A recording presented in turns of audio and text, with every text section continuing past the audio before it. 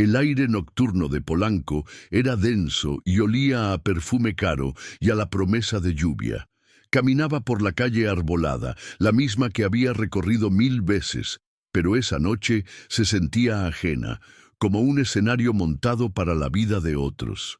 Al final de la cuadra, la fachada de Vargas brillaba con una elegancia fría y minimalista que poco tenía que ver con la cálida fonda que yo había fundado. Llevaba mi guayabera de lino blanco, la que Elena, mi difunta esposa, decía que me hacía lucir distinguido, la que olía a recuerdos y a jabón de lavanda. En ese momento, sin embargo, al ver el reflejo de mi figura sencilla en los cristales inmaculados, sentí una punzada de duda, un presagio que no supe interpretar hasta que fue demasiado tarde. Era la noche más importante para ellos y mi corazón de padre solo quería compartir su orgullo. Al empujar la pesada puerta de cristal, el murmullo del comedor me golpeó como una ola. Era un zumbido de copas de vino, conversaciones en voz baja y el discreto tintineo de los cubiertos de plata sobre la porcelana. Allí, de pie, junto al podio de la anfitriona, estaba mi hija, Daniela. Se veía impresionante en un vestido negro que le ceñía la figura, su cabello recogido en un peinado severo y elegante. Por un instante, mi pecho se infló de un orgullo inmenso. Era la viva imagen del éxito que siempre soñé para ella. Pero cuando sus ojos se encontraron con los míos, la sonrisa profesional que dedicaba a los clientes se desvaneció, reemplazada por una máscara de pánico y, para mí, desconcierto de profunda irritación. Se movió hacia mí con una prisa contenida, un depredador elegante acechando en su propio territorio. Sus tacones resonaban en el mármol pulido, un sonido agudo y cortante que parecía marcar el ritmo de mi creciente inquietud. No hubo un «Hola, papá», ni una sonrisa de bienvenida. Su saludo fue una mirada de arriba a abajo, un escrutinio rápido y despectivo que se detuvo en mis sandalias de cuero y en las arrugas de mi camisa de lino. Se acercó tanto que pude oler su perfume, una fragancia floral y costosa que me resultaba completamente extraña. Su cuerpo bloqueaba mi vista del comedor, creando una barrera invisible pero infranqueable entre yo y el mundo que había construido. Pude ver la tensión en su mandíbula, la forma en que sus nudillos se pusieron blancos al apretar el menú que sostenía como si fuera un escudo. Era claro que mi presencia no era un motivo de alegría, sino un problema que necesitaba resolver de inmediato. «Papá, ¿qué estás haciendo aquí? No es un buen momento», susurró. Sus palabras eran un siseo urgente y afilado. El tono no era de preocupación, sino de puro fastidio. Intenté sonreír, explicarle que solo quería pasar a desearles suerte, a ver el restaurante lleno en una noche tan crucial, la noche en que el famoso crítico, el comensal secreto, podría estar cenando entre sus clientes. Quería sentirme parte de su triunfo, aunque fuera desde un rincón discreto. Pero antes de que pudiera terminar la frase, ella negó con la cabeza, una sacudida brusca y definitiva. Se inclinó aún más, como si compartiera un secreto vergonzoso, y las palabras que salieron de su boca se clavaron en mi alma con la precisión de un cuchillo de hielo, congelando todo el calor que sentía por ella. «Papá, por favor, no hoy. Estás mal vestido, no puedes entrar», dijo, y cada palabra aterrizó como un golpe sordo en mi pecho. Hizo una pausa, mirando por encima de mi hombro hacia la calle, como si se asegurara de que nadie más escuchara nuestra humillante conversación. Luego se inclinó de nuevo y añadió el golpe de gracia, la frase que resonaría en mi cabeza por el resto de la noche y más allá. «Estamos esperando al crítico. Nos estás avergonzando». La palabra avergonzando salió de su boca con un veneno helado. Yo, su padre, el hombre que le dio su nombre, su educación, su restaurante. Yo era una vergüenza para ella. El mundo pareció detenerse y solo podía escuchar el latido de mi propio corazón, un tambor sordo y lento en medio de un silencio abrumador. Mi sonrisa se derritió. Sentí cómo la sangre abandonaba mi rostro, dejándome frío y vacío. Miré más allá de su hombro, buscando a mi hijo, Ricardo, con la desesperada esperanza de encontrar un aliado. Lo vi cerca de la barra, hablando con el sommelier. Nuestros ojos se cruzaron por una fracción de segundo. En su mirada no encontré apoyo, sino una réplica de la misma irritación de Daniela, mezclada con una cobardía que le hizo apartar la vista de inmediato. No movió un músculo para defenderme, para invitarme a pasar. Su inacción fue una segunda traición, tan dolorosa como las palabras de su hermana. En ese instante comprendí que no estaba frente a una hija avergonzada, sino frente a un jurado unánime que ya había dictado su sentencia. Yo no pertenecía a ese lugar. Entonces vi el gesto. Ricardo, sin volver a mirarme, hizo una señal casi imperceptible con la cabeza al guardia de seguridad apostado junto a la entrada. Fue un movimiento sutil, un ligero tic de la barbilla, pero para mí fue tan claro y ruidoso como un disparo. Era una orden. El guardia, un hombre corpulento con un auricular discreto, se enderezó y comenzó a caminar hacia mí. No había hostilidad en su rostro, solo el profesionalismo de alguien que cumple con su trabajo. «Señor», dijo con una voz sorprendentemente suave, «le voy a pedir que me acompañe». Su mano se posó en mi codo, un toque que pretendía ser amable, pero que se sentía como el hierro de un grillete. La fuerza de su agarre era una cortesía que no ocultaba la verdad. Estaba siendo expulsado. El camino de regreso a la puerta fue el más largo de mi vida. Sentí las miradas curiosas de los comensales que esperaban mesa, sus ojos deslizándose sobre mi ropa sencilla y la imponente figura del guardia a mi lado. Cada paso era una nueva oleada de humillación. Me sentía como un ladrón atrapado en el acto, un impostor descubierto. Atravesé el umbral, el mismo que había cruzado con orgullo el día de la inauguración, y volví al aire fresco de la noche. La puerta se cerró a mi espalda con un sonido sordo y definitivo, sellando mi exilio. Me quedé allí, en la acera, mirando el letrero dorado con mi propio apellido, un nombre que ahora me parecía ajeno, una marca de lujo de la que yo era el imperfecto y vergonzoso producto original. De pie, solo en la banqueta, el ruido del tráfico y las risas lejanas de la ciudad se mezclaban en un murmullo indiferente. El restaurante seguía brillando, un faro de éxito y exclusividad al que yo ya no tenía acceso. La ironía era tan amarga que casi podía saborearla. Hipotequé mi casa por esos muros. Pasé noches en vela perfeccionando las recetas que ahora ellos consideraban obsoletas. Les di mi vida entera en una bandeja, y a cambio me negaron un asiento en su mesa porque mi ropa no era lo suficientemente cara. El dolor aún no se había convertido en rabia, era un shock profundo, una incredulidad helada que me paralizaba el cuerpo y el alma, como si me hubieran arrancado el corazón y lo hubieran dejado dentro, enfriándose sobre una de esas mesas impecablemente vestidas. El peso de sus palabras, «nos estás avergonzando», se instaló en mis pulmones, haciendo que cada respiración fuera pesada y dolorosa. Un padre, cuyo único crimen fue amar y sacrificarse, era ahora la mancha en el impecable mantel de sus ambiciones. Mientras estaba allí, desechado de mi propio sueño, me pregunté si este sentimiento de ser descartado por aquellos a quienes más amas es un dolor universal.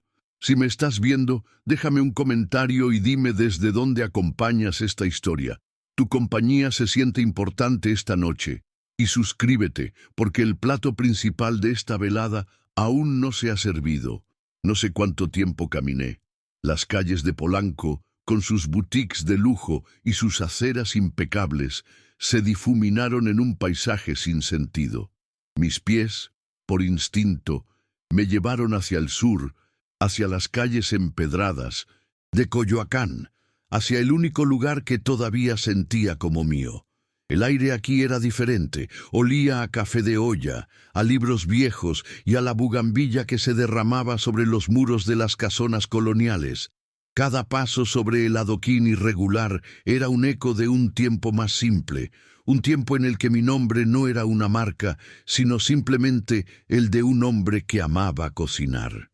El recuerdo de la mano del guardia en mi brazo y la mirada gélida de mi hija era una brasa ardiente en mi mente, una y otra vez la escena se repetía, cada vez más nítida y dolorosa.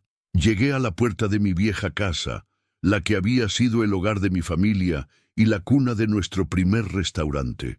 La pintura azul, desvaída por el sol y la lluvia, me pareció más acogedora que todo el mármol y el acero del nuevo local. Abrí la puerta de madera y el silencio del interior me abrazó. Olía a mi historia, a la canela que Elena usaba en su arroz con leche, al aceite de oliva que siempre se derramaba un poco en la alacena, al polvo acumulado en los libros de cocina que ya nadie leía. Este no era solo un edificio, era un archivo de mis afectos, un testamento de cada sacrificio hecho en nombre de un futuro que, ahora me daba cuenta, había llegado para devorarme. Dejé las llaves en la mesita del recibidor y caminé lentamente hacia la sala. Mis dedos rozaron el respaldo de una vieja butaca de terciopelo gastado, el lugar donde Elena se sentaba a coser los botones de mis filipinas de chef. Todo en esa casa era un fantasma, un recuerdo palpable de lo que habíamos sido. Me sentía como un arqueólogo desenterrando su propia vida, descubriendo que la civilización que había construido con tanto esmero había sido arrasada, no por el tiempo, sino por la ambición de su propia descendencia.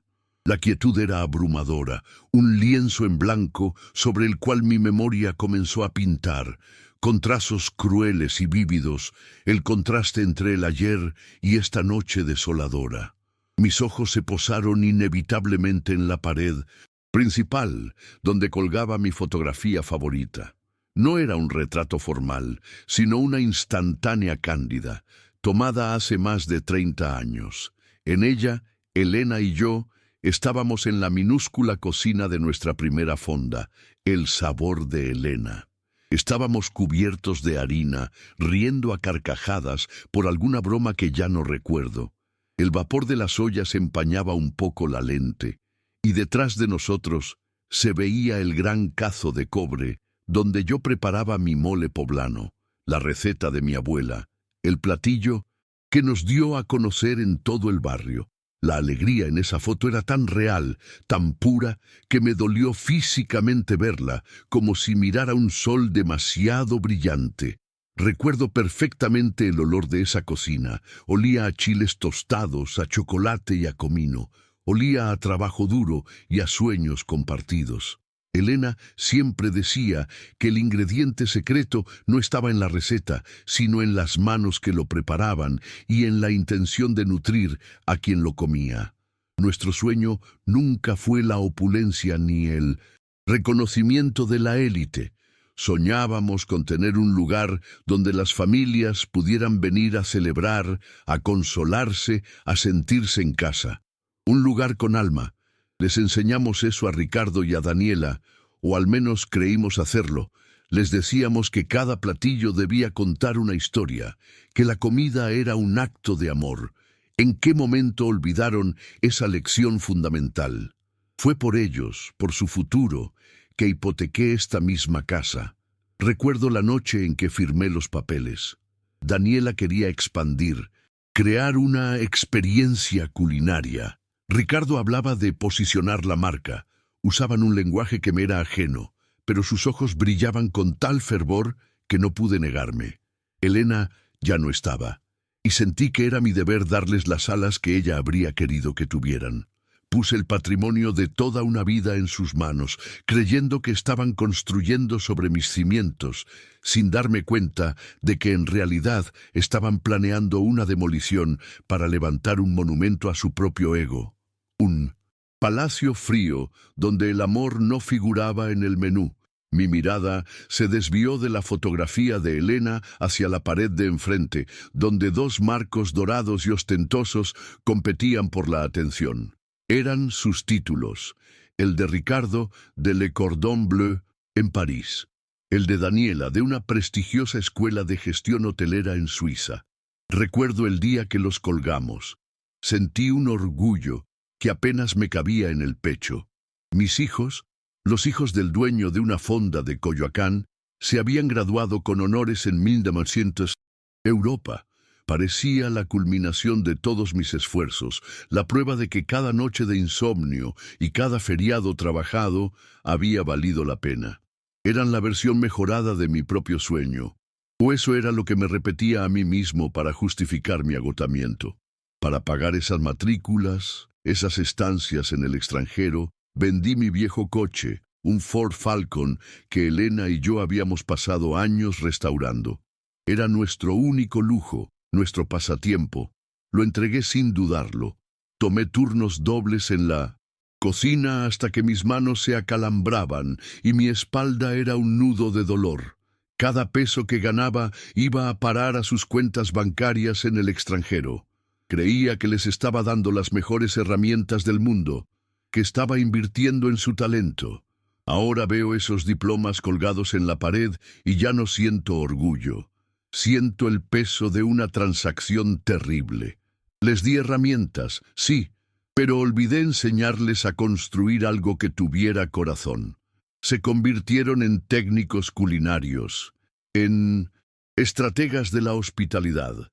Sabían de espumas, de construcciones y maridajes exóticos, sabían de márgenes de beneficio y de marketing en redes sociales. Aprendieron a la perfección el lenguaje del lujo y la exclusividad, pero en el proceso se volvieron sordos al lenguaje del alma, el único que realmente importa en una cocina.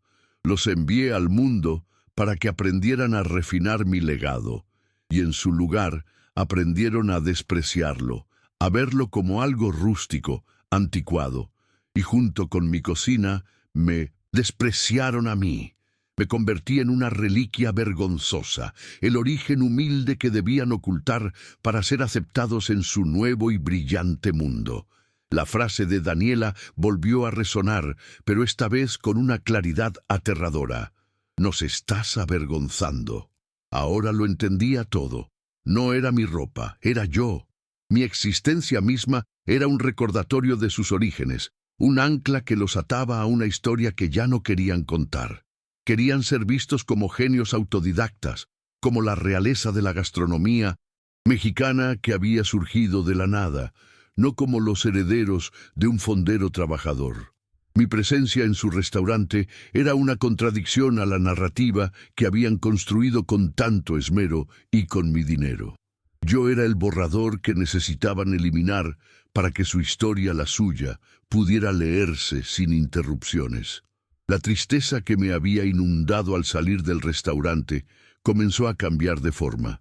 Era como ver el agua pasar de estado líquido a sólido. La pena fluida y abrumadora se estaba congelando, cristalizando en algo más duro, más afilado. El dolor seguía ahí, en el centro de mi pecho, pero alrededor de él comenzaba a formarse una capa de hielo.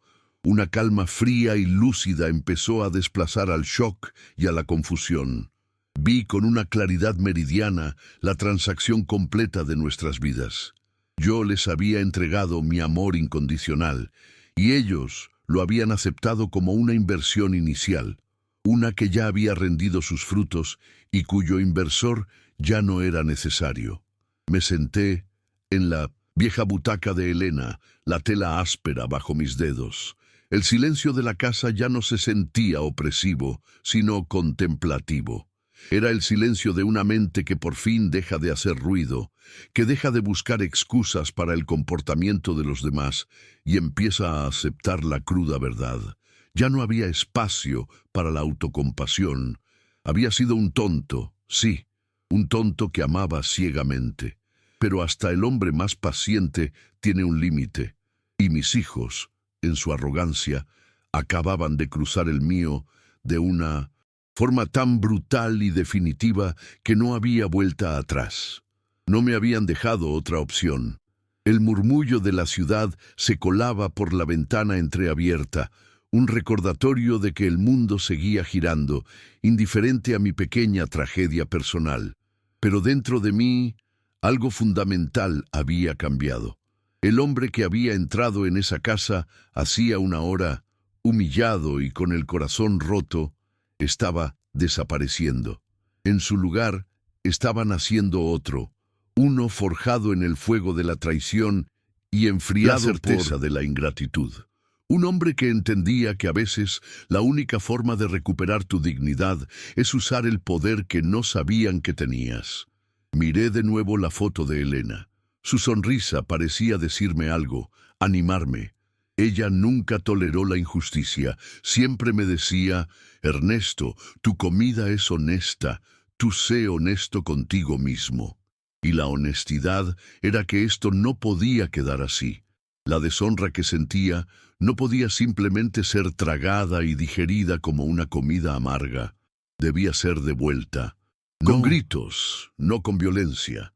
La justicia, como el mejor de los moles, es un platillo que se sirve con paciencia, con cuidado y a la temperatura exacta para que revele todos sus sabores, incluso los más amargos. Ya no había lágrimas en mis ojos, solo una determinación que se sentía tan antigua y sólida como las piedras de Coyoacán. Mis hijos estaban esperando a un crítico. Se habían preparado para un extraño, un profesional anónimo que vendría a juzgar su comida. No tenían idea de que el juicio más importante no vendría de la pluma de un desconocido, sino del corazón de un padre al que habían despreciado. Se habían obsesionado tanto con la forma que habían olvidado por completo el fondo. Y yo estaba a punto de recordarles, de una manera que nunca olvidarían, qué es lo que sucede cuando un imperio culinario pierde su alma. Me levanté de la butaca. Mis movimientos ya no eran los de un hombre viejo y cansado, sino los de alguien con un propósito claro y definido. Fui a mi pequeño estudio, una habitación que apenas usaba, llena de cajas y recuerdos. Encendí la lámpara de mi escritorio y el círculo de luz amarilla iluminó una vieja máquina de escribir, una Olivetti que había sido de mi padre. Hacía años que no la usaba, pero mis dedos encontraron las teclas como si fuera ayer. La tristeza no se había ido, pero ahora tenía una compañera, una furia helada, una sed de justicia que me aclaraba la mente y me daba una fuerza que no sabía que poseía. El peso de las memorias, de los sacrificios, ya no me aplastaba. Se había convertido en mi armadura. Cada recuerdo de una noche sin dormir, cada peso gastado en su educación, cada momento familiar perdido por estar en la cocina, ahora eran las piezas de un mosaico que mostraba la imagen completa de su traición. Ya no eran mis niños, los pequeños que correteaban por la fonda. Eran extraños que llevaban mi apellido pero no mis valores. Y a los extraños se les trata con la formalidad y la distancia que merecen, especialmente cuando están a punto de ser evaluados por el crítico más implacable que jamás conocerían. En el silencio de la noche, solo interrumpido por el zumbido lejano de la ciudad, encontré mi resolución. No iba a enfrentarlos cara a cara. No iba a darles la satisfacción de verme gritar o llorar. Mi respuesta no sería un arrebato emocional, sino un acto calculado, una pieza de prosa tan afilada como el mejor de mis cuchillos de chef. Ellos querían una crítica, una evaluación de su trabajo. Pues bien, eso era exactamente lo que iban a recibir. Una crítica honesta, brutal y sobre todo pública. Una que analizaría no solo la técnica de sus platillos, sino la podredumbre de su carácter. Me senté frente a la máquina de escribir y deslicé una hoja de papel en blanco en el rodillo. El chasquido metálico del mecanismo fue el primer sonido de mi contraataque. Por primera vez en muchas horas, sentí que podía respirar de nuevo. El aire que entraba en mis pulmones ya no se sentía pesado por la humillación, sino ligero y cargado de una nueva energía, la energía de un hombre que ha perdido todo y que por lo tanto ya no tiene absolutamente nada que temer. La mesa estaba puesta, los comensales estaban listos, y el crítico, el verdadero, finalmente iba a escribir. Me detuve un instante, con los dedos suspendidos sobre las teclas frías de la Olivetti. El silencio de la casa parecía contener la respiración, esperando mi siguiente movimiento. Me levanté de la silla y caminé por el pasillo oscuro hasta el viejo espejo con marco de plata que había sido de mi madre. Necesitaba confrontar la imagen del hombre que mis hijos habían despreciado. Necesitaba ver si en mi reflejo quedaba algo del hombre que yo solía ser, o si me había convertido realmente en la figura patética y anacrónica que ellos veían. La luna se filtraba por una ventana cercana, bañando la habitación en una luz pálida y fantasmal, que hacía que el encuentro conmigo mismo se sintiera aún más solemne, como un juicio final ante el único juez que importaba, mi propia conciencia.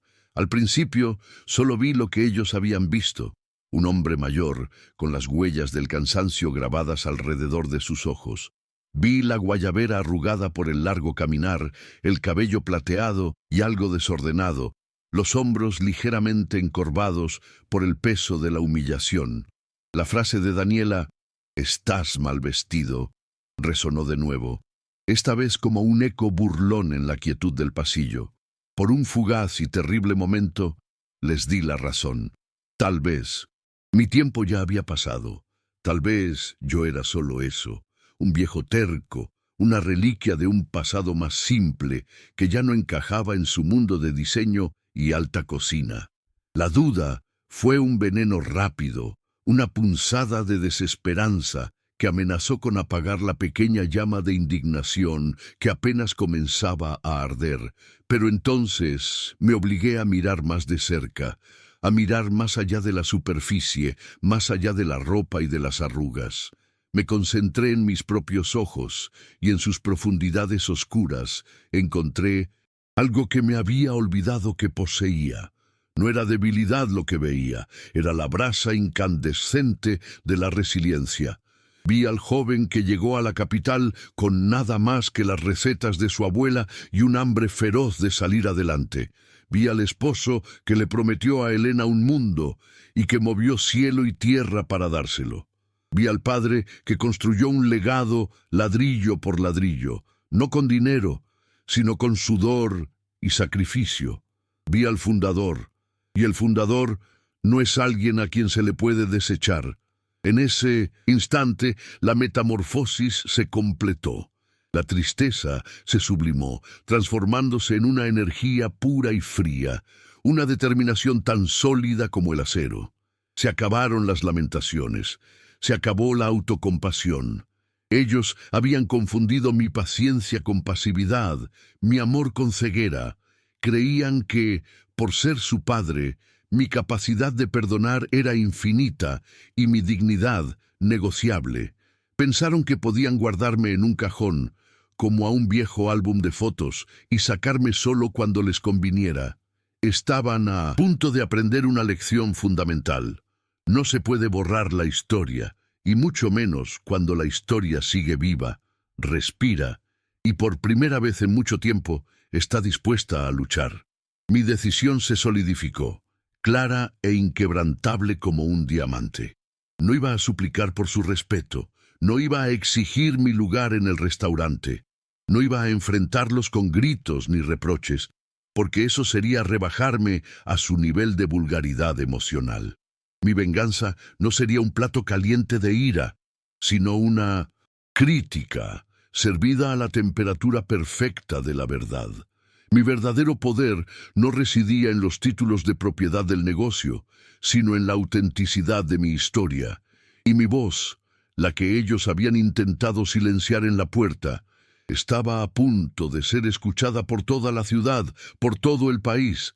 Iba a usar el arma que ellos mismos me habían dado, la pluma del crítico. Me aparté del espejo.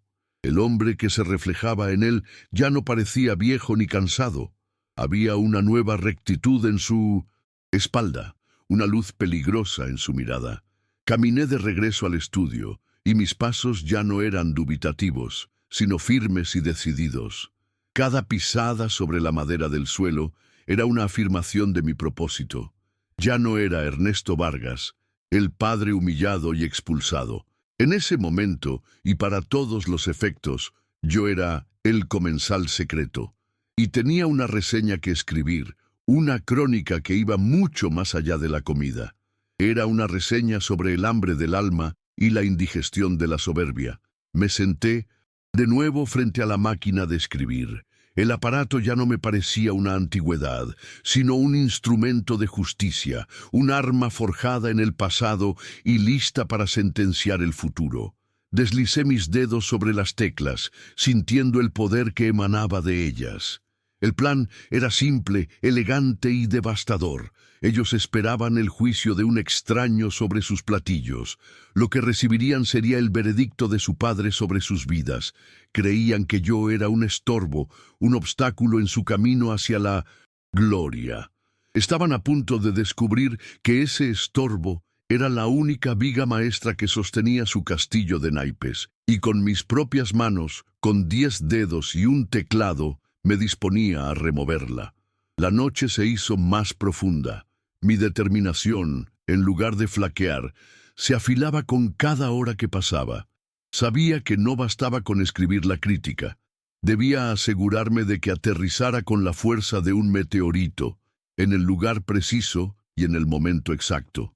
Mi mente, la misma que durante décadas, había balanceado inventarios, negociado con proveedores y diseñado menús. Se puso a trabajar en la logística de mi contraataque. Rebusqué en un viejo cajón de mi escritorio hasta que mis dedos encontraron una libreta de direcciones con la cubierta de cuero agrietada. Pasé las páginas amarillentas hasta que encontré el nombre: Santiago Mendoza, un viejo amigo de la juventud, un periodista idealista que ahora, por azares del destino, era el editor en jefe del periódico más influyente de la Ciudad de México. No habíamos hablado en años, pero confiaba en que el hombre que yo conocí todavía vivía debajo del puesto importante. El teléfono sonó varias veces en el silencio de la madrugada, antes de que una voz somnolienta y algo irritada respondiera. Era él. Le expliqué quién era, y tras unos segundos de confusión, el reconocimiento y la calidez inundaron su voz. Pero yo no llamaba para ponernos al día. Fui directo al grano, con una calma que debió de parecerle escalofriante. Le dije que tenía una primicia, la crítica de Vargas, firmada por el comensal secreto. Hubo un silencio de asombro al otro lado de la línea. Santiago sabía, como toda la ciudad, que la identidad del crítico era el misterio mejor guardado del mundo gastronómico. Le expliqué que era yo, y que la historia detrás de la crítica era tan importante como la crítica misma. Le puse una sola condición, innegociable. La columna debía publicarse exactamente como yo la escribiera, sin cambiar una coma, y mi nombre, Ernesto Vargas, debía aparecer como la firma final, revelando mi identidad. Quería que mis hijos leyeran la crítica, se deleitaran con la descripción de sus logros técnicos, se enfurecieran con mis objeciones sobre la falta de alma, y que, solo al final, al ver mi nombre, comprendieran la magnitud de su error. Quería que el golpe no fuera solo profesional, sino profundamente personal. Santiago, un periodista de corazón, olió la historia de su vida. Tras un largo silencio, simplemente dijo: «Mándamela antes del amanecer. Tendrá la portada de la sección de cultura. Te doy mi palabra, Ernesto». Colgué el teléfono. La primera pieza del tablero estaba en su lugar. Regresé a la máquina de escribir. Ahora no solo escribía por desahogo, escribía con un destino claro. Mis dedos comenzaron a moverse sobre las teclas y el sonido rítmico del clac, clac, clac era como la marcha de un ejército solitario. Comencé la reseña de manera impecable, profesional. Elogié la arquitectura del lugar, la paleta de colores sofisticada, la iluminación diseñada para hacer que cada plato pareciera una joya en un estuche de terciopelo. Describí el ambiente como una catedral del buen gusto, un lugar donde los comensales no hablaban, susurraban, como si estuvieran en un museo. Construí el pedestal con las palabras más finas y elegantes que pude encontrar, porque sabía que mientras más alto fuera, más devastadora sería la caída que les esperaba. Luego pasé a los platillos. Fui justo, incluso generoso. Describí el primer tiempo, un tiradito de hamachi con aire de cítricos y perlas de maracuyá, como una obra de arte visual y una proeza técnica. Alabé el punto de cocción perfecto del pulpo en el segundo tiempo y la complejidad de las 30 especias en la reducción que acompañaba el filete. Quería que no quedara duda de que el crítico que escribía sabía de lo que hablaba. Quería que Ricardo y Daniela leyeran estas primeras líneas con una sonrisa de triunfo, que se sintieran validados, que creyeran que la codiciada estrella Michelin estaba a su alcance. Les estaba dando la aprobación que tanto anhelaban, preparándolos para el giro del cuchillo que vendría después. En el corazón del texto comencé a cambiar el tono. Tras los elogios a la técnica, introduje la primera duda, la pregunta central de toda la reseña. ¿Pero dónde está el alma? A partir de ahí, cada frase fue un golpe preciso y medido. Argumenté que cada plato, a pesar de su perfección, era como una conversación con una persona increíblemente hermosa, pero vacía por dentro. Carecían de historia, de calidez, de ese ingrediente intangible que no se aprende en ninguna escuela de cocina, el amor. Escribí que la comida de Vargas no confortaba, solo impresionaba. Y en la gastronomía, como en la vida, impresionar es un logro mucho menor que conmover. Me detuve específicamente en su versión del mole poblano. Lo llamé un fantasma elegante.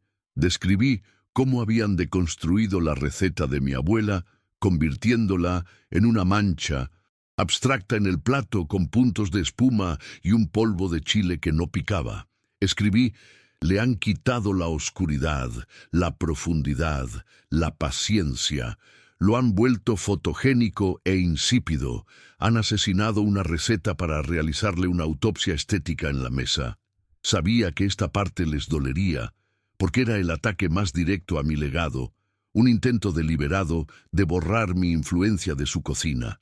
Estaba reclamando la propiedad no solo del restaurante, sino del alma misma de nuestra familia. Mi narrativa entonces se movió del plato al comedor. Describí al personal tan perfectamente entrenado que parecían autómatas, sus sonrisas ensayadas y sus movimientos sincronizados. Un ballet de eficiencia sin corazón, lo llamé. Y fue aquí donde empecé a tejer la trampa final. Escribí que la verdadera medida de la hospitalidad de un restaurante no es cómo trata a sus clientes más importantes, sino cómo trata al más inesperado de los visitantes. Relaté que durante mi visita fui testigo de un incidente en la puerta, un momento que revelaba la verdadera filosofía del establecimiento, una que se escondía detrás de la fachada de lujo y exclusividad. Sin revelar aún que se trataba de mí, describí la escena desde la perspectiva de un observador. Hablé de un hombre mayor, vestido con sencillez, que fue interceptado en la entrada. Describí la fría y eficiente humillación con la que fue rechazado, la forma en que su presencia pareció ofender la sensibilidad estética del lugar. No usé un lenguaje emocional, sino uno casi forense, detallando el intercambio como una prueba irrefutable de la podredumbre moral que yacía bajo la superficie dorada. Estaba construyendo un caso contra ellos, y el jurado sería toda la Ciudad de México. Dejé que los hechos hablaran por sí mismos, sabiendo que su crudeza sería más impactante que cualquier adjetivo. Cuando llegué al párrafo final, Mis dedos se detuvieron. Este era el golpe de gracia. Escribí: la experiencia culinaria, aunque técnicamente brillante, se vio irremediablemente eclipsada por la falta del ingrediente principal, el respeto. Un restaurante que aspira a la grandeza debe entender que la dignidad no tiene código de vestimenta. Hice una pausa y luego tecleé la oración que sellaría su destino. Fui invitado a retirarme por mis propios hijos por no vestir adecuadamente. Esperaban a un crítico, pero no reconocieron al padre que les dio todo. El restaurante puede haber ganado un nuevo barniz, pero ha perdido su esencia. Era el momento de la verdad, la revelación final. Debajo de esa última frase escribí la firma. No el comensal secreto, el seudónimo que había usado durante 2 años para construir una reputación de integridad y anonimato. Tecleé mi propio nombre, claro y rotundo: Ernesto Vargas. Miré las 2 palabras en el papel. Era una declaración de guerra y al mismo tiempo un acto de liberación. Estaba reclamando mi nombre, mi historia y mi dignidad. El crítico anónimo y el padre despreciado eran, por fin, la misma persona. Y esa persona ya no tenía miedo. La primera luz del amanecer comenzaba a teñir el cielo de un gris pálido. La noche había terminado, y con ella mi vida de silencio y dolor. Leí la crítica completa una última vez. No había rabia en las palabras, solo una verdad fría y afilada.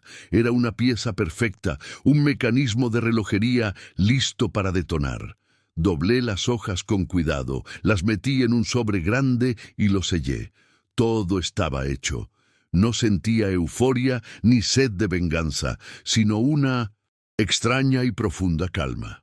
La calma de quien ha aceptado su destino y ha decidido enfrentarlo con las únicas armas que posee: la honestidad y la palabra escrita. Llamé a un servicio de mensajería de confianza, uno que usaba en los viejos tiempos para envíos urgentes de ingredientes. Le di al joven la dirección del periódico y le pedí que lo entregara en mano al señor Mendoza. Vi la motocicleta alejarse por las calles silenciosas y vacías de la mañana.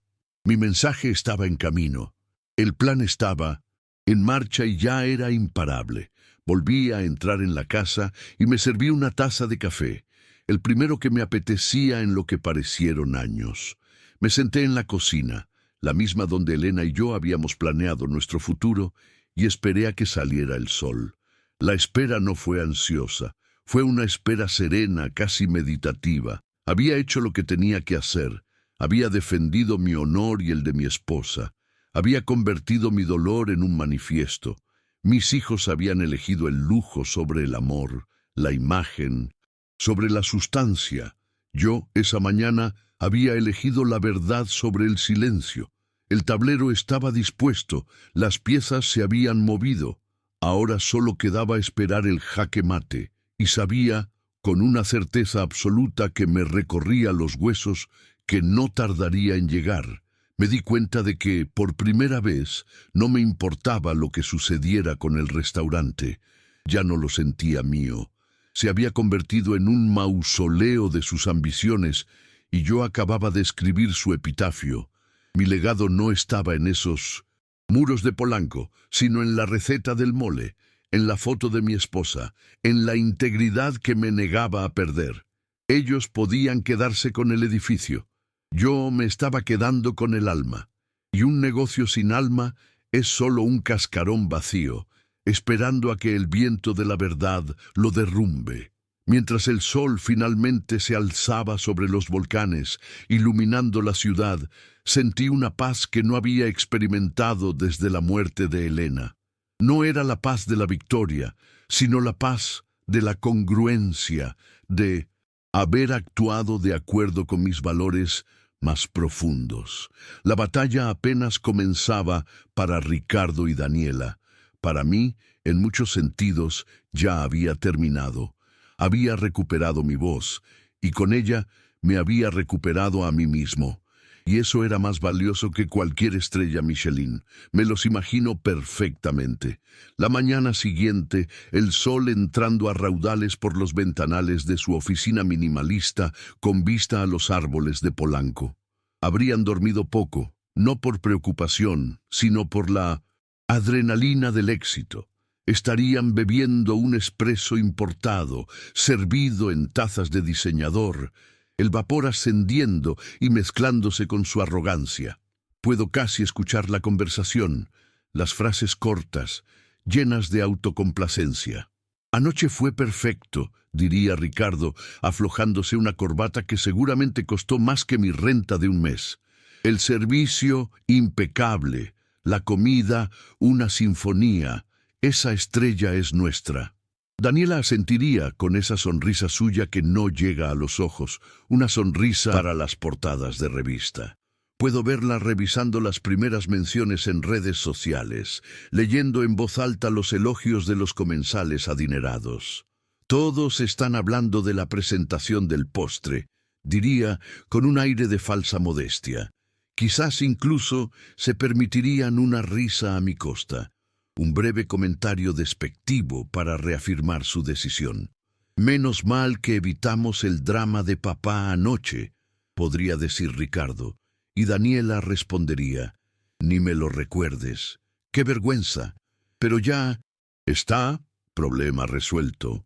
Se sentirían invencibles en la cima del mundo que habían creado, ignorantes de que ese mundo estaba a solo unas horas de derrumbarse, de que el suelo bajo sus pies era una fina capa de hielo a punto de resquebrajarse por el peso de su propia soberbia, la calma antes de la tormenta. Así debió sentirse esa primera hora de la mañana en su santuario de lujo. Seguramente ya estarían planeando el siguiente paso, una nueva subida de precios, una política de reservaciones aún más exclusiva, quizás una colaboración con alguna marca de relojes suizos. Su ambición era un tren sin frenos, y creían que la crítica de El comensal secreto sería el combustible que necesitaban para alcanzar la máxima velocidad.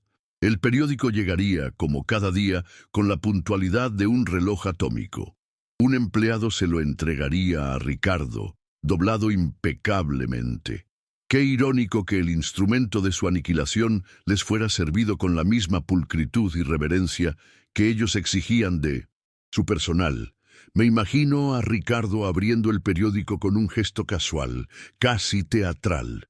No se detendría en las noticias de política ni en la sección financiera. Sus dedos, acostumbrados al tacto del acero y el lino, pasarían las páginas directamente hasta la sección de cultura y vida. Su corazón seguramente latiría un poco más rápido, una mezcla de nervios y expectación. Daniela se inclinaría sobre su hombro, su perfume caro llenando el aire. Ambos buscarían el titular, la frase grandilocuente que consolidaría su estatus. Esperarían leer algo como Vargas redefine la alta cocina o Nace una estrella en Polanco. Sus sonrisas estarían listas, preparadas para celebrar su consagración. Pero el titular que encontraron fue otro. Puedo ver sus rostros cambiando, la confusión arrugando sus frentes perfectas. Un banquete de lujo con una alma hambrienta. El título flotaría en la página, ominoso e incomprensible. No era un elogio, no era una crítica, era una sentencia. Sonrisa de Daniela se desvanecería, reemplazada por una línea dura y delgada. Ricardo frunciría el ceño, releyendo las palabras una y otra vez, como si un error de imprenta pudiera ser el responsable de esa disonancia. ¿Qué es esto?, preguntaría, su voz perdiendo un poco de su seguridad habitual. Debe ser sobre otro lugar, un error. Pero justo debajo, en negritas, mi apellido, su apellido, Vargas. El desconcierto daría paso a una lectura frenética. Ricardo comenzaría a leer en voz alta, voz tropezando con las palabras. Leerían los elogios iniciales a la decoración y la técnica, y por un momento quizás se sentirían aliviados. Está jugando con nosotros, podría decir Daniela con una risa nerviosa. Es un crítico que le gusta crear drama. Intentarían aferrarse a esa idea, a la posibilidad de que todo fuera un truco estilístico, una introducción dramática para un final glorioso. Pero a medida que avanzaran en el texto, el tono cambiaría de forma tan evidente que ya no podrían engañarse. El aire en la oficina comenzaría a enrarecerse, a cargarse de una tensión palpable. Luego llegarían a la parte central, a mis palabras sobre la falta de alma, sobre la comida que impresiona pero no conmueve. Imagino el rostro de Ricardo enrojeciendo, una mancha de ira extendiéndose por su cuello. Se sentiría insultado en lo más profundo de su ser, en su orgullo de chef formado en París. «Este imbécil no sabe nada de cocina», gritaría, golpeando la mesa con el puño. Vería mis palabras no como una crítica, sino como un ataque personal de un ignorante. Daniela, por su parte, probablemente le arrebataría el periódico, sus ojos escaneando las líneas con una furia helada, buscando el nombre del autor para poder destruirlo, para mover sus influencias y asegurarse de que ese crítico no volviera a escribir ni una sola palabra. La descripción del mole, el fantasma elegante, el asesinato de una receta sería como echarle sal a la herida. Esa era una afrenta directa, un sacrilegio a su modernidad. Llamó a nuestra creación un fantasma, diría Daniela, su voz temblando de rabia. ¿Quién se cree que es? Seguro es de la competencia, algún envidioso que quiere vernos caer. En ese momento, su ira sería su único escudo. Estarían tan consumidos por la ofensa a su genio creativo que aún no habrían conectado las piezas. Estarían buscando un enemigo externo, un rival al que culpar, sin sospechar ni por un segundo que la bomba había sido plantada desde adentro, desde el corazón mismo de su historia familiar. Y entonces el clímax de mi texto. La narrativa se movería hacia la puerta, hacia el incidente con el hombre mayor. Imagino que Daniela sería la primera en sentir el escalofrío, un terror helado recorriéndole la espalda. Su respiración se detendría, recordaría mi rostro en la entrada, mi guayabera, sus propias palabras crueles. Ricardo, al ver su expresión, dejaría de gritar y se acercaría, leyendo por encima de su hombro. Las palabras en el papel describirían la escena con una precisión quirúrgica, y para ellos sería como revivir la humillación, pero esta vez desde la perspectiva de la víctima. El mundo se encogería hasta quedar reducido a ese párrafo. La frase «fui invitado a retirarme por mis propios hijos» sería el golpe final, el que destrozaría todas sus defensas. No habría gritos en ese momento, solo un silencio pesado, aturdidor, el silencio que sigue a una explosión. Puedo ver el periódico resbalando de las manos de Daniela, las hojas flotando hasta el suelo. Ricardo retrocedería un paso, como si hubiera recibido un golpe físico, su rostro una máscara de incredulidad y horror. Se mirarían el uno al otro, y en la mirada de su hermano, Daniela no encontraría consuelo, solo el reflejo de su propia culpa. La pregunta estaría suspendida en el aire entre ellos. ¿Cómo era posible?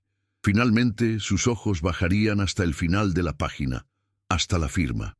Y allí, impreso en tinta negra, innegable y definitivo, estaría nombre mi Ernesto Vargas, no una firma anónima, no un seudónimo. Mi nombre, el nombre que les di, el nombre que habían intentado limpiar de sus orígenes humildes. Imagino que para ellos, ver mi firma allí sería más impactante que cualquier otra parte del artículo. Sería la revelación que recontextualizaría todo, transformando una crítica devastadora en un acto de juicio paternal. El crítico no era un extraño, el juez era su padre. El pánico se desataría entonces, caótico y total. El primer teléfono sonaría. Sería el maître d' informando de las primeras cancelaciones. luego el de la agencia de relaciones públicas, exigiendo una explicación, luego el de un inversionista, gritando al otro lado de la línea. La noticia se extendería por la ciudad a la velocidad de la luz, no solo como una crítica negativa, sino como un escándalo jugoso y terrible, el famoso fundador humillado por sus propios hijos ingratos. Era una historia demasiado buena, demasiado moralizante, para no volverse viral. Su reputación, construida con tanto cuidado, se estaba desintegrando en tiempo real. Me imagino a Ricardo corriendo de un lado a otro, gritando órdenes incoherentes, tratando de formular una negación, una estrategia de control de daños que no existía. ¿Qué podían decir? ¿Que su padre mentía? ¿Que era un senil? Cualquier defensa solo los hundiría más. Daniela, por otro lado, probablemente estaría paralizada, sentada en una silla, mirando el periódico en el suelo como si fuera una serpiente venenosa. Releería mi nombre una y otra vez, incapaz de procesar la enormidad de su error de cálculo. Habían subestimado al hombre que les había enseñado a caminar, sin darse cuenta de que también sabía exactamente dónde colocar las trampas. Mi monólogo no fue gritado en su cara, sino impreso para que todo el mundo lo leyera. Mi justicia fue la simple exposición de la verdad. La frase que usaron para herirme, «nos estás avergonzando», ahora se había vuelto contra ellos con una fuerza 1000 veces mayor. La vergüenza ya no era un secreto susurrado en una entrada, era un titular en el periódico más importante del país. Eran ellos, ahora, los avergonzados. Su miedo más profundo, el de ser vistos como algo menos que perfectos, se había hecho realidad de la manera más pública y espectacular posible. Allí, en medio de su imperio de cristal que se hacía añicos, me los imagino finalmente entendiendo, no el negocio, no la cocina, sino la vida, entendiendo que el respeto no se exige, se gana. El amor no es una transacción, y que un padre, por más sencillo y anticuado que parezca, puede albergar en su interior una fuerza que ellos, en su ceguera, nunca supieron ver. No me necesitaban allí para confrontarlos. Mis palabras, impresas en ese papel, eran mi presencia, mi voz, mi juicio. Y ese juicio era inapelable. El sonido de los teléfonos sonando sería el requiem de su ambición. Cada llamada, una nueva confirmación de su caída. Cada cancelación, un clavo más en el ataúd de su restaurante. Habían querido construir un legado sin cimientos y ahora todo se venía abajo. La ironía final era que, en su intento de borrarme de su historia, lo único que lograron fue inmortalizarme en el centro de su fracaso. La historia ya no sería sobre su éxito, sino sobre su ingratitud. Y esa, a diferencia de una estrella Michelin, es una mancha que nunca se borra. Mientras el caos se apoderaba de su oficina, se darían cuenta de que el crítico que esperaban no era un hombre con una libreta, sino un fantasma de su propio pasado, una conciencia que habían intentado ignorar. Y esa conciencia, mi conciencia, había hablado, y su veredicto era culpable. La calma con la que yo había escrito cada palabra se había transformado en la tormenta perfecta que ahora los estaba ahogando, y yo, a kilómetros de distancia, podía sentir el cambio en el aire, el reequilibrio de la balanza. El confrontamiento no fue una batalla de gritos, fue una colisión entre dos mundos, el de la imagen de la sustancia y como siempre sucede, la sustancia, la verdad, aunque tarde, prevaleció. El castillo que construyeron para impresionar al mundo se reveló como lo que siempre fue, una escenografía hueca. Y ellos, los reyes de esa farsa, ahora estaban solos en el escenario, con las luces encendidas, expuestos ante un público que ya no aplaudía, sino que juzgaba en silencio. La desesperación sería su compañera durante mucho tiempo. La ira hacia mí se mezclaría con la humillación pública y el pánico financiero. Se volverían el uno contra el otro, buscando a quien culpar, sin darse cuenta de que el único culpable era el reflejo que veían en el espejo. Su alianza, forjada en la ambición, se disolvería en el ácido del fracaso. Habían expulsado a su padre, y al hacerlo, habían expulsado el único pilar que realmente sostenía su frágil éxito. El eco de mi nombre, Ernesto Vargas, resonaría en esa oficina no como el de un padre, sino como el de un juez. Habían querido ser los únicos protagonistas de su historia, pero ahora mi nombre era el que todos recordarían.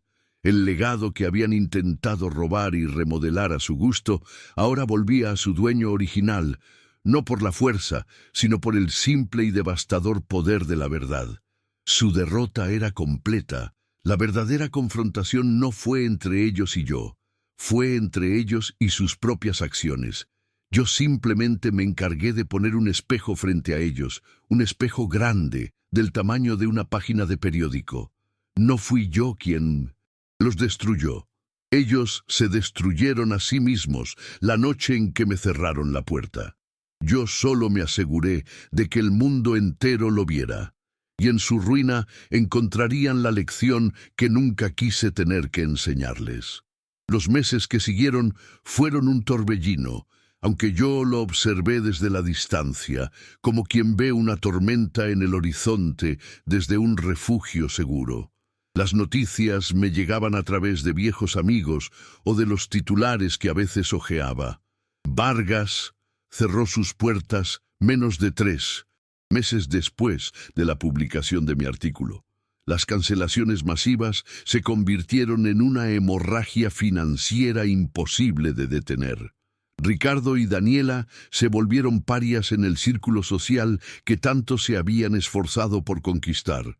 La historia de su ingratitud se convirtió en una leyenda urbana en los restaurantes y cafés de la ciudad. No sentí alegría al saberlo. Sentí una profunda y melancólica lástima. Cosecharon exactamente lo que sembraron, y la suya fue una cosecha amarga y solitaria. Yo, por mi parte, había tomado un camino diferente. La notoriedad que me trajo el escándalo fue abrumadora al principio, pero decidí usarla no como un pedestal, sino como un puente. Un empresario de Querétaro, un hombre mayor que había construido su propio negocio desde abajo, leyó mi historia y se sintió identificado. Me contactó y me ofreció su apoyo para abrir un nuevo lugar, uno que fuera fiel a mis principios. Así fue como llegué a San Miguel de Allende, a sus calles empedradas y sus casas de colores vibrantes. Vendí la vieja casa de Coyoacán y con ese dinero y la ayuda de mi nuevo socio, empecé de nuevo, no desde cero, sino desde la sabiduría que solo el dolor puede enseñar. Mi nuevo restaurante se llama El Origen. Es un lugar pequeño, con apenas 10 mesas y un patio lleno de geranios y bugambillas. No hay mármol ni acero, solo madera rústica, azulejos de talavera y paredes de adobe. La cocina está abierta, separada del comedor solo por una barra, para que la gente pueda ver, oler y sentir el proceso de la creación. En las paredes no cuelgan obras de arte abstracto, sino fotografías en blanco y negro de mi familia. Mis abuelos en su pueblo, mis padres el día de su boda, y en el lugar de honor, la foto de Elena y yo, riendo cubiertos de harina. Este lugar no es un negocio, es mi hogar, y cada noche abro las puertas de mi hogar a quien quiera compartir mi mesa. Paso mis días donde siempre he pertenecido, frente al fuego. Mis manos, que habían comenzado a sentirse torpes y viejas, han recuperado su agilidad y su propósito. Vuelvo a preparar mi mole poblano, la receta original, la que tarda 3 días en hacerse.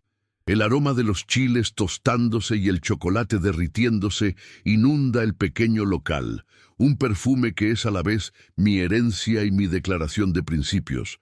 Los comensales que vienen aquí no buscan ser vistos, buscan conectar. Vienen a escuchar la historia detrás de cada platillo. No hay espumas ni deconstrucciones, solo la honestidad brutal de un ingrediente bien tratado y una receta que ha sobrevivido al paso del tiempo. A menudo salgo de la cocina con mi delantal manchado y una sonrisa genuina para hablar con la gente. Escucho sus historias, les cuento las mías. Anoche, una pareja de ancianos me dijo que mi sopa de tortilla les recordaba a la que hacía la madre de ella. Un joven turista me confesó que era la mejor comida que había probado en todo su viaje por México. Esas palabras, esas conexiones humanas, son las únicas estrellas que me interesan. Son la validación que mis hijos buscaron en guías y críticos, sin darse cuenta de que siempre estuvo allí mismo, en la gratitud de un comensal con el corazón y el estómago contentos. Aquí, en la calma de San Miguel, finalmente entendí el verdadero significado del legado. Mi legado nunca fue un edificio en una de las zonas más caras de la capital. No era un nombre en un letrero dorado. Mi legado es intangible. Está en el sabor de mi mole, en la memoria de mi esposa que impregna cada rincón de este lugar, en los valores de trabajo y respeto que me negué a abandonar. Ricardo y Daniela intentaron adueñarse del cascarón, del recipiente, sin comprender que la esencia, el verdadero tesoro, era algo que yo siempre había llevado dentro de mí. Y eso es algo que nadie me podía quitar. A veces, al final de la noche, me siento en una silla en el patio, bajo un cielo tan claro que puedo ver la Vía Láctea. Ya no siento rabia hacia mis hijos. La ira se ha disuelto, dejando en su lugar una paz serena. Pienso en ellos y siento una punzada de tristeza por lo que perdieron. No perdieron un restaurante, perdieron mucho más. Perdieron su ancla, su historia, la conexión con sus propias raíces. En su afán por volar tan alto, cortaron la cuerda que los unía a la tierra. Yo, en cambio, al ser derribado, redescubrí mis raíces y encontré en ellas una fuerza que no sabía que tenía. La verdadera victoria no fue verlos caer, sino levantarme yo mismo. La libertad que siento ahora es la recompensa más grande. Estoy libre de la necesidad de su aprobación, libre de la carga de sus ambiciones, libre de la dolorosa esperanza de que algún día cambiaran. Me liberé de la idea de que mi valor como padre dependía de su éxito. Mi dignidad no era algo que ellos tuvieran el poder de quitarme, era algo que yo, en mi amor ciego, había puesto en sus manos. La crítica que escribí no fue solo su sentencia, fue mi declaración de independencia. Aquí, bajo el cielo estrellado de Guanajuato, con el aroma a comino y a tierra mojada todavía flotando en el aire, me doy cuenta de que mi historia no terminó en aquella puerta que ellos me cerraron en la cara. Al contrario, mi verdadera historia, la mía, la de Ernesto Vargas, apenas comenzaba en la puerta que esa misma noche yo mismo decidí abrir. ¿Qué habrías hecho tú en el lugar de Ernesto? ¿Crees que la justicia se sirvió de la manera correcta? Deja tu opinión en los comentarios, los leo todos y cada uno de ellos. Tu interacción es el ingrediente principal de este canal. Si esta historia te conmovió, por favor deja un me gusta para que llegue a más personas y no olvides suscribirte y activar la campanita para no perderte ningún capítulo de nuestro próximo viaje. Y si quieres apoyar nuestro trabajo de una forma aún más especial, considera usar el botón de Super Gracias. Cada contribución nos ayuda a seguir trayendo historias como esta para ti. Gracias por ver hasta el final y nos vemos en el próximo video.